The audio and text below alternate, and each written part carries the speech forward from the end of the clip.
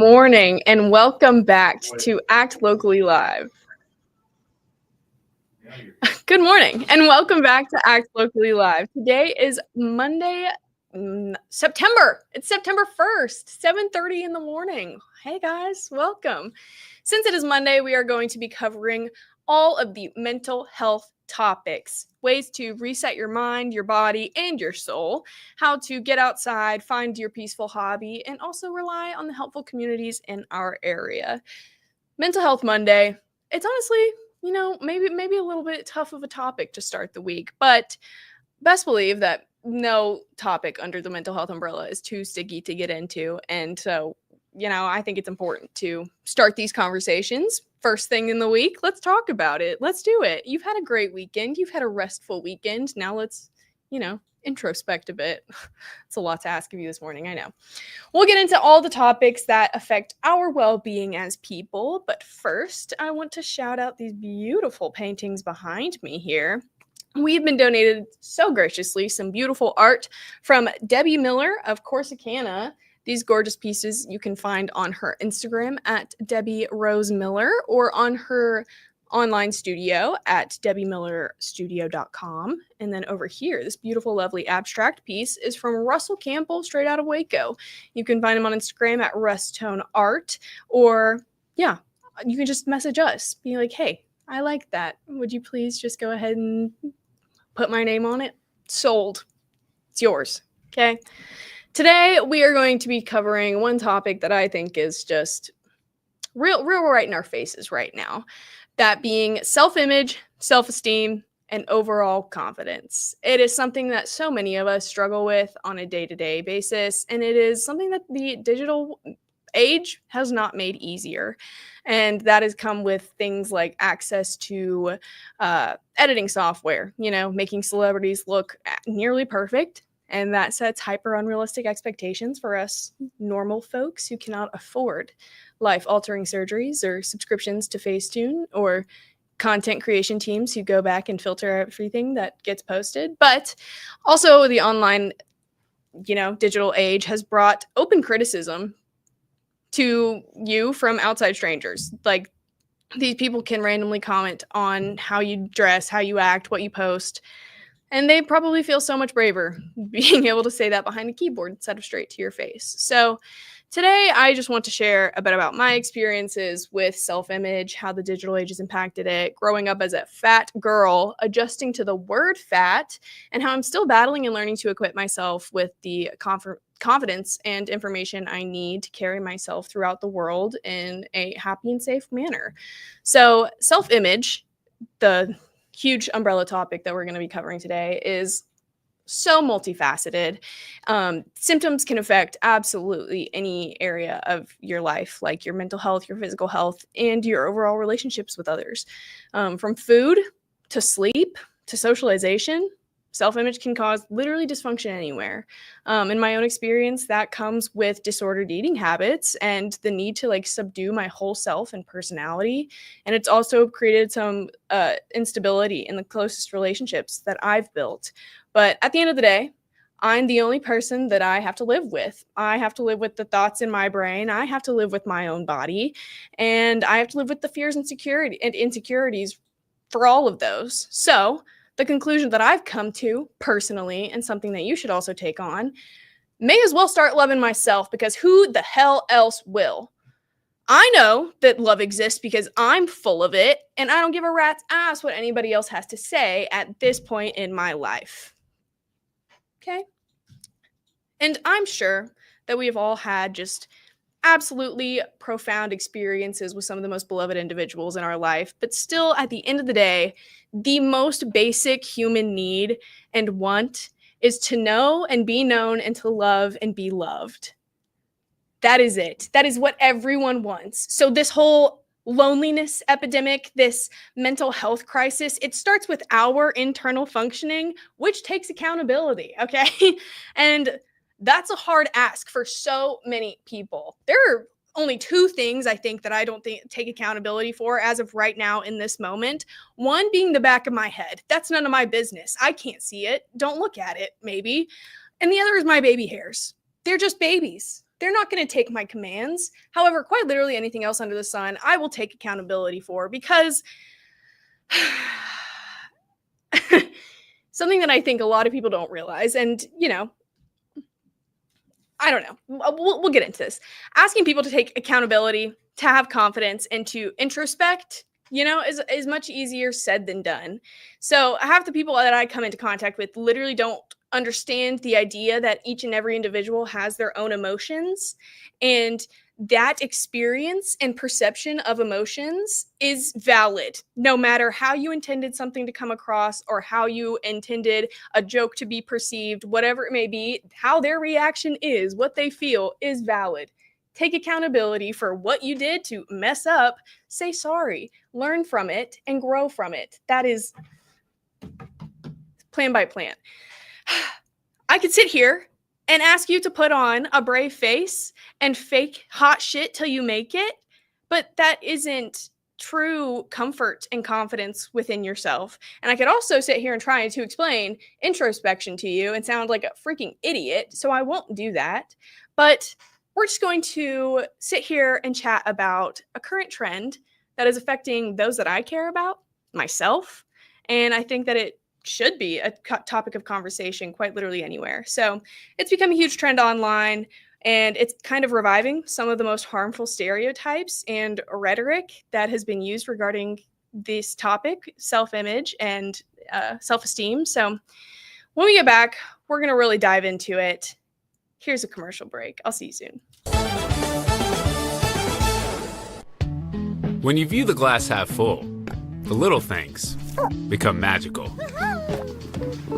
Like kicking back and sharing laughs, spread good vibes, and they'll come back. Celebrate what you love with what you wear, even if what you love is kind of weird. Life is good in super soft tees that spark smiles and connectivity. 10% of profits go to help kids heal. So choose optimism and make the magic real. Visit lifeisgood.com. What I love most about playing basketball is the competition. I really just like being shifty, mastering hesitation moves, changing direction, building chemistry with new teammates. If you're not having fun while you're playing, there's no point in playing the game. You know what to do. Escape Basic. Pair of Thieves quick dry underwear. It wicks away sweat and helps keep you dry. You looking forward to fishing season? Let's unbox the all-new Walking Pad X21. It is the hottest thing on the fitness market right now. Whew. I like it. I like it a lot. Well done, Walking Pad.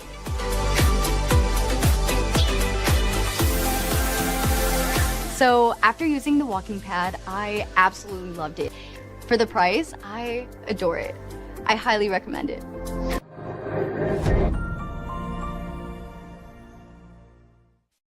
I've gotten a lot of questions as to where people can find the best supplements. And that's why we have the Swell Score, because we have created this platform where our team of researchers and doctors have come together to bring top-notch quality supplements and information. We make sure that if we are recommending a product, that it hasn't been reviewed by the same company that is producing that product. Now we have a resource that we can do that.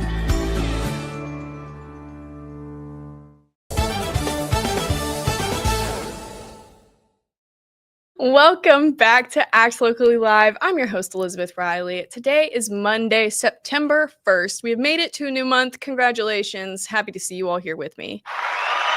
Today, we are talking about mental health, and no stone will go unturned in this topic of conversation.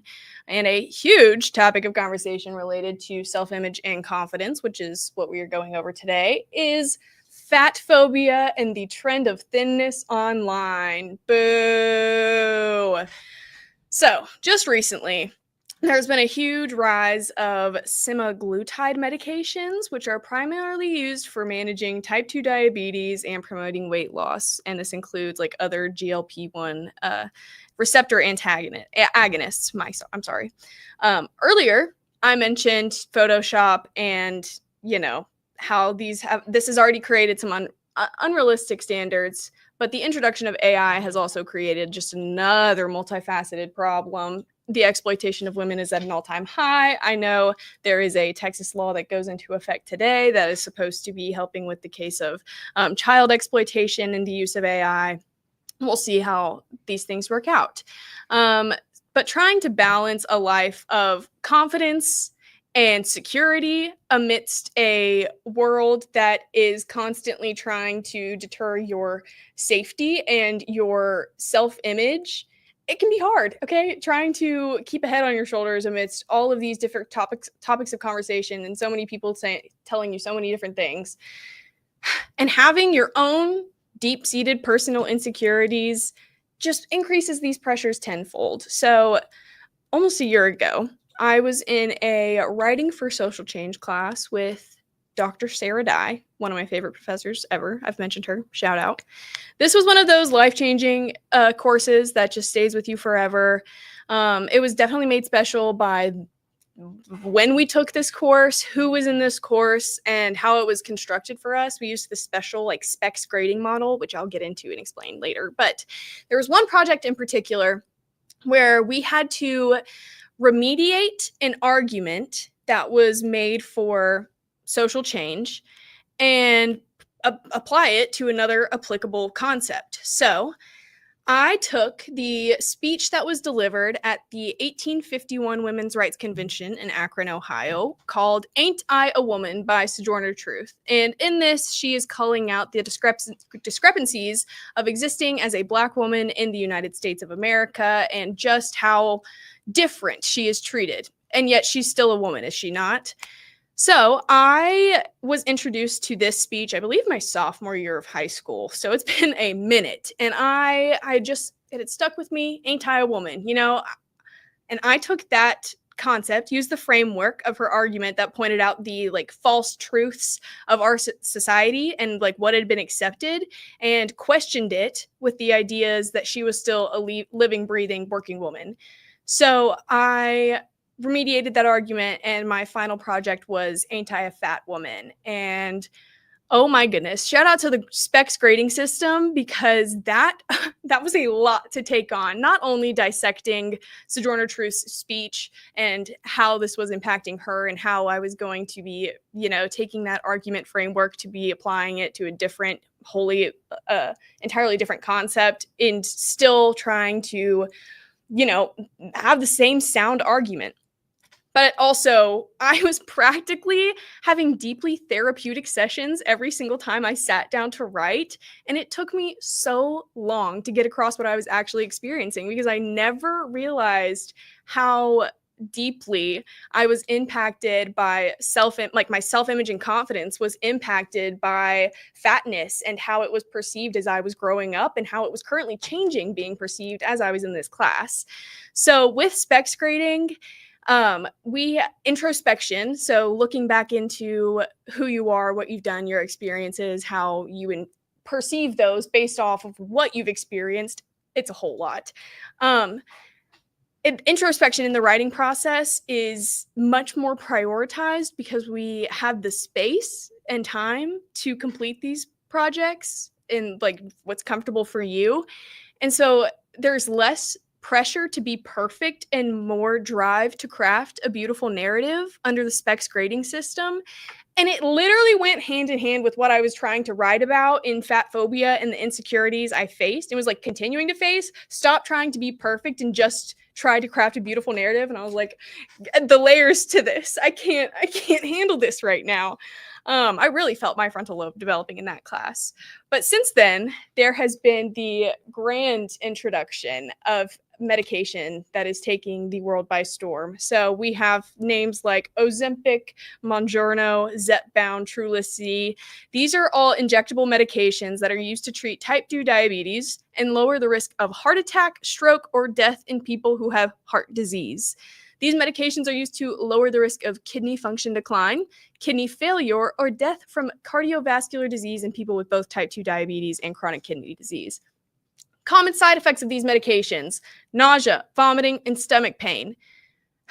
This is where I lose my mind. For people who are genuinely suffering with these symptoms, cardiovascular disease, chronic kidney disease, kidney function decline, failure, et cetera, et cetera. If you are using these medications as preventable treatments and or actual treatment medications, good on you. They are helping you. They are doing their job. However, using Ozempic, any of these injectable GLP-1s, to induce nausea, vomiting, and stomach pain for the purpose of weight management, are we being so for real? I have been warned for years about disordered eating and how eating disorders damage our body so badly, from our metabolism to our own feelings about food. Did we not learn about taste aversions from the psychologist John Garcia? Like, the second that something hits your mouth and you have a reaction to it, you don't want to eat it anymore. Guess what? If you're nauseous all the time, you don't want to eat. You're starving yourself. That is how you're losing weight on these medications. It's not healthy. We are medically inducing eating disorders. What? Why? What are you doing to yourselves? This is a Monday morning, mind you. We are passionate around here, okay? These medications are also being used to treat PCOS, which it can actually, PCOS is not just polycystic ovarian syndrome. It can actually spread beyond just your ovaries. Shocking. However, women's health is under research and underfunded. And so if it works, it works. And I probably won't have any new answers for you anytime soon. So, you know what? You fight that insulin resistant weight with PCOS. You do you. But if you are stick thin and you are simply using these medications to get skinnier, what are we doing? One, stop commenting on people's bodies. Stop trying to speak change into genetically predicted features on individuals. Your comments do more harm than good. Okay? I have a little piece of wisdom that I like to carry with me.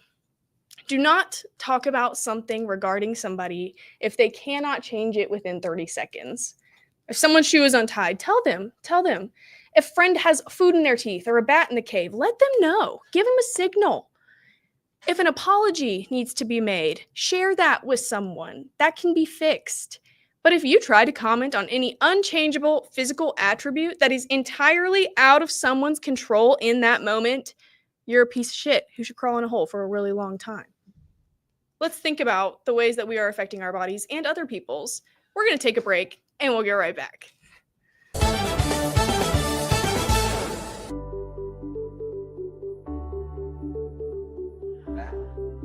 Welcome, guys. You're at the 10th Mountain Whiskey and Spirit Company tasting room here.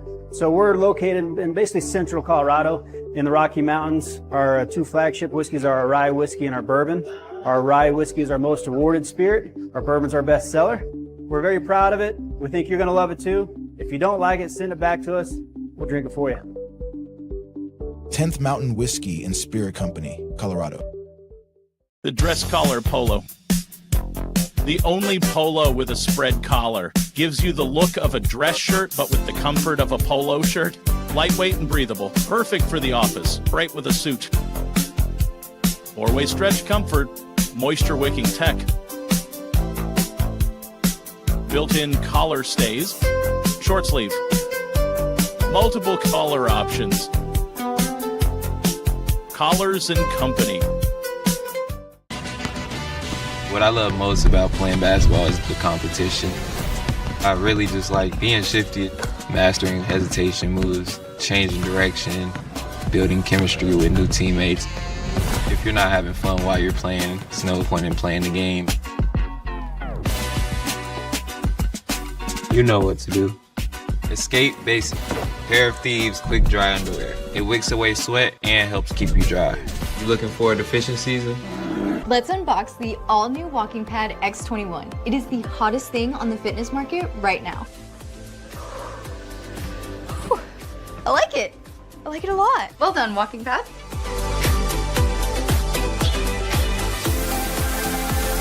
So after using the Walking Pad, I absolutely loved it.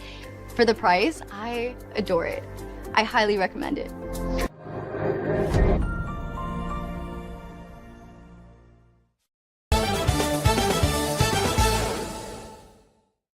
Welcome back to Act Locally Live. I'm Elizabeth Riley. It's September 1st, Monday. We're talking about mental health. Today we've talked about self-image, self-confidence, fat phobia, and the trend of thinness online, and how I'm personally overcoming that, stopping that right here with myself, my friends, and everyone else in Waco. Hey y'all, how you doing? I'm also going to give you some pretty fantastic communities that I think that you need to get into. The other day on the Zach Owen show, we had the guests from Skate Waco come on over. And the owner and operator of Skate Waco, Gypsy, explained Waco Roller Derby. Oh my goodness. This is probably one of the most badass group of body positive people I have ever come into contact with. And not only that, but it's a great way to stay physically fit without actually holding yourselves to any kind of unrealistic expectations and standards. Oh my goodness. Roller derby is a great way to increase your physical fitness in a strong, fun, and supportive environment. Your new derby family will be with you from the start and continue with you through the whole way. In fact, if you're interested in roller derby, you don't need any experience to come skate with Waco Roller Derby or any equipment. They will have you set up with absolutely anything you need to be successful. If you have questions, you can reach out to Katie@skatewaco.com. That's her email, Katie@skatewaco, Katie @skatewaco.com. One of my favorite parts about their website is the first question on the top is, do you like hitting your friends? Are you looking for a sport that empowers you to be the best version of yourself? Then Waco Roller Derby is for you.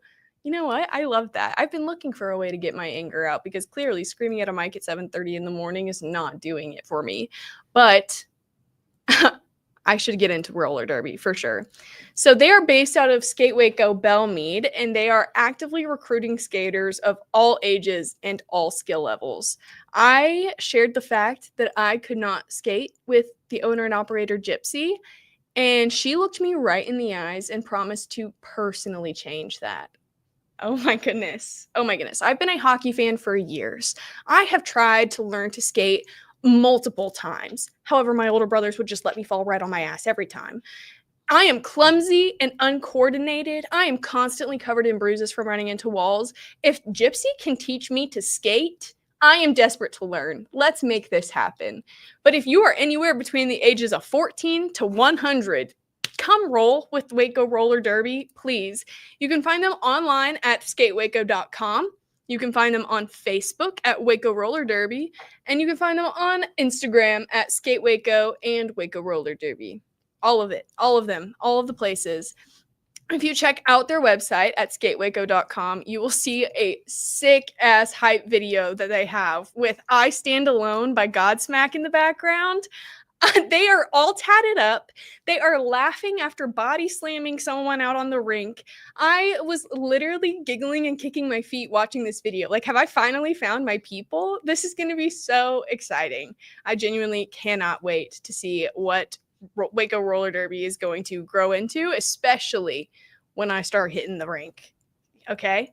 If you haven't had enough of me this morning or this month, actually, it's a new turn of the month. So you haven't had enough of me this month, so don't even say that. You can follow me over to the Ann Harder Show, where I'm bringing you some more Waco local segments. You can also find us on our website at locallywaco.org or on our Instagram at locallywaco. If you're sick and tired of my voice and my jokes, I'd recommend that you read some of my work on Act Locally Waco's blog, which is probably more informative and coherent than this scream rambling that I have for you this early in the morning. But you double check it. You let me know. Yet again, this artwork behind us is for sale. Thank you, Debbie Rose Miller from Corsicana, and Russell Campbell. Act Locally Waco puts out a weekly newsletter, if you didn't know. It's called The Whole Enchilada, and it gives you the list of events happening in our community and more commentary from yours truly. So you should subscribe to our newsletter, subscribe to our channel here so that you can catch us every single morning. Go read up on the blogs, go do the things in our community, catch me outside, come say hi. I will see you all tomorrow. Bye, guys.